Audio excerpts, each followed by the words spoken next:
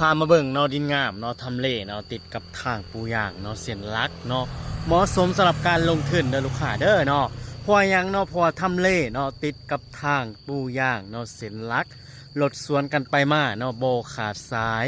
ผ่านหลายหมู่บ้านเด้อลูกค้าเด้อเนาะถ้าว่าลูกค้าท่านใดเนาะสนใจเนาะโครงการนี้เนาะอย่าลืมเนาะเขามาเบิ่งเนาะโครงการดินแบ่งขายพิเศษเนาะทางในโครงการดินแบ่งขาย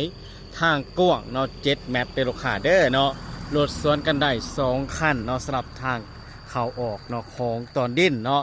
ระบบคลองระบายน้ำเนาะสังเกตได้ลูกค้าเด้อเนาะน้ำบ่อังบ่ขังเนาะดินโน่นสูงลูกค้าซื้อแล้วเนาะสามารถตั้งเหย้าตั้งเฮือนหรือว่าตั้งห้องแถวบ้านพักเฮือนพักเนาะหรือว่าสร้างเนาะเก็บเครื่องเนาะสำหรับโครงการนี้ตอบโจทย์ได้ลูกค้าเด้อเนาะเพราะว่าดินเฮาเนาะใกล้กับห้างสรรพสินค้าใกล้กับเนาะทางปูย่างเนาะ13 ไต่เด้อลูกค้าเด้อถ้าว่าลูกค้าท่านใดยังอยู่ต่างคมต่างแขงเนาะหรือว่าอยู่ต่างประเทศ